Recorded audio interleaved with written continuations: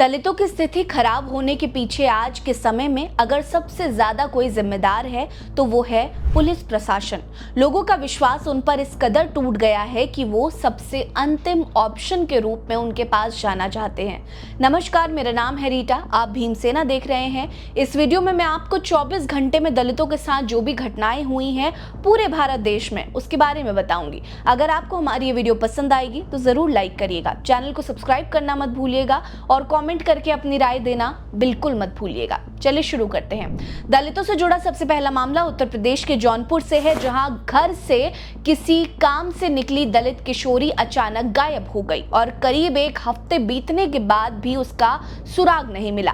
हैरानी की बात तो यह है कि पिछले एक सप्ताह से लापता बच्ची को वो लोग खुद ही खोज रहे थे, लेकिन जब उन्हें बच्ची के बारे में कोई सुराग नहीं मिला तब वो थक हार कर पुलिस के पास पहुंचे। अब इसे पुलिस की नाकामी कहें या फिर दलितों का पुलिस पर विश्वास ना होना ये कहें, जो उन्हें पुलिस के तीखे और भद्दे सवालों के जवाब देने के बजाय खुद कोशिश की। ये मामला जौनपुर के मछलीपुर का है। पीड़िता के पिता ने तहरीर दी कि 19 जुलाई को उनकी 15 साल की बच्ची रोडवेज जाने के लिए निकली थी, लेकिन वो घर नहीं लौटी, जिसके बाद परिजनों ने खुद बच्ची की तलाश शुरू कर दी। लेकिन करीब एक हफ्ते बीतने के बाद भी उसका कोई सुराग नहीं मिला, तो उन्होंने पुलिस से मदद की गुहार लगाई। घर वालों को डर है कि बच्ची किसी अनहोनी का शिकार ना हो गई हो। अब पुलिस ने बच्ची की गुमशुदगी की रिपोर्ट लिखवाने के बाद खुद तलाश शुरू कर दी है।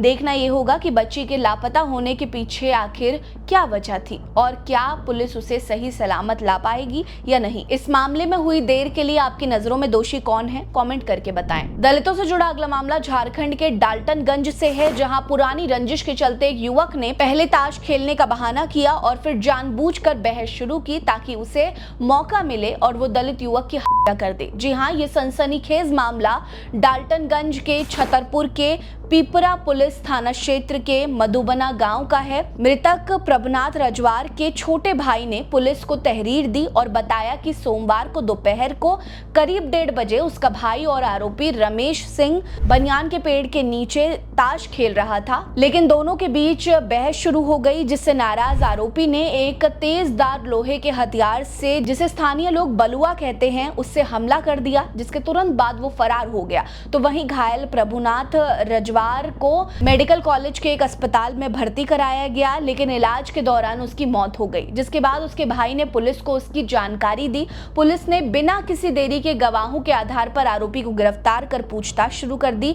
छतरपुर के उप विभागीय पुलिस अधिकारी एसडीपीओ प्रशांत कुमार ने बताया कि आरोपी ने खुद स्वीकार किया है कि उसने जानबूझकर मृतक को उकसाया था, क्योंकि वो काफी समय से उससे बैर रखता था। पुलिस आगे की जांच कर रही है। फिलहाल आरोपी को जेल भेज दिया गया है, लेकिन सवाल यह है कि आखिर क्यों कानून का डर नहीं है किसी को। दलितों से जुड़ा अगला मामला पंजाब से है, जहां 2027 के आगामी विधानसभा चुनावों को देखते हुए बीजेपी ने पंजाब के सबसे ज्यादा वोटरों को साधने के लिए नई और सटीक प्लानिंग शुरू कर दी है। जी हां, हम बात कर रहे हैं पंजाब के दलित और पिछड़े वोटर्स की। पंजाब में चुनावी रूपरेखा को बदलने की ताकत रखने वाले दलित वोटर्स को अपने पाले में लेने के लिए बीजेपी ने उनके आराध्य संत रविदास जी की 650वीं जयंती पर कुछ बड़ा करने की तैयारी शुरू कर दी है, जिसके लिए उन्होंने 29 जुलाई को समरसता संकल्प अभियान शुरू किया है। बीजेपी के राज्य प्रदेश अध्यक्ष केवल सिंह ढिल्लों ने खुद इसकी जानकारी देते हुए कहा कि ये अभियान पंजाब के डेरा सचखंड बल्लान से शुरू होकर 20 फरवरी 2027 तक चलेगा और इस यात्रा का अंतिम पड़ाव वाराणसी के शीर गोवर्धनपुर में संत रविदास की जन्म स्थान होगा। बीजेपी ने यात्रा सत्तारूढ़ आम आदमी पार्टी की शुरू की गई बेगमपुरा ब्लूप्रिंट के तहत 1 साल तक चलने वाले बिंदु दर बिंदु अभियान को कमजोर करने के लिए की है। यह अभियान, जिसमें पंजाब सरकार ने 650 एकड़ में फैले हरित क्षेत्र, जिन्हें गुरु रविदास बगीचा भी कहा जाता है, वहां करीब 100 करोड़ रुपए खर्च कर करके 65 लाख वृक्ष रोपण किया है। सार्वजनिक कार्यक्रम, संत के जीवन को दर्शाती डॉक्यूमेंट्रीज को 23 जिलों के गांव तक पहुंचाने और उन्हें दिखाने के लिए एलईडी की व्यवस्था करने जैसे प्लान शामिल है, जिसे कमजोर करने के लिए बीजेपी ने अपना दांव खेल दिया है। ऐसे में सवाल ये उठता है कि क्या दोनों की पार्टी के दावों को पंजाब की दलित और पिछड़ी जनता स्वीकार करेगी?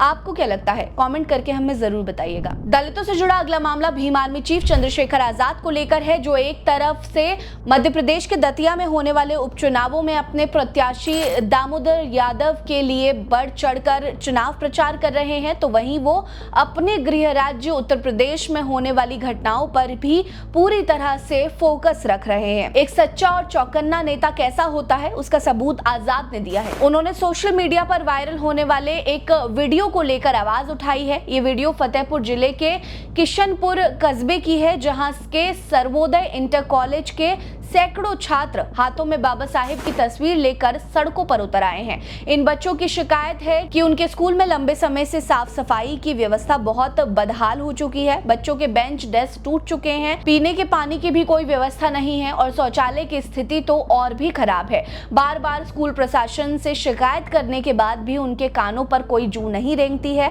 तो बच्चों ने अपनी समस्या को खुद सुलझाने के लिए सड़कों पर उतरने का फैसला किया है। आजाद ने बीजेपी सरकार पर हमला करते हुए कहा कि ये डबल इंजन की सरकार है, जहां की शिक्षा व्यवस्था की स्थिति ये है। ऐसे में छोटे बच्चों को भी अपने हक के लिए सड़कों पर आंदोलन करना पड़ रहा है।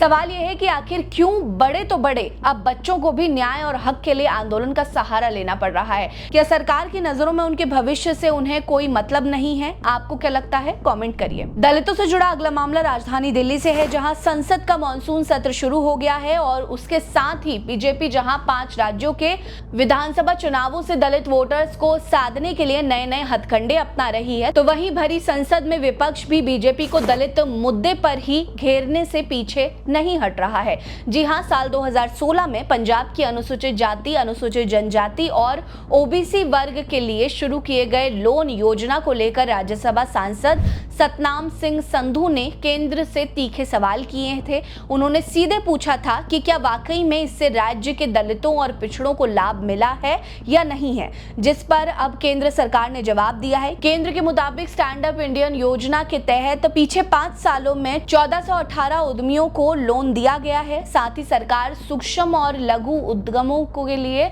ऋण गारंटी योजना लागू कर रही है। इस योजना के तहत पंजाब में 5710 से ज्यादा लोगों के लोन को स्वीकार किया गया है, जिसमें 25% SC/ST वर्ग को शामिल किया गया है।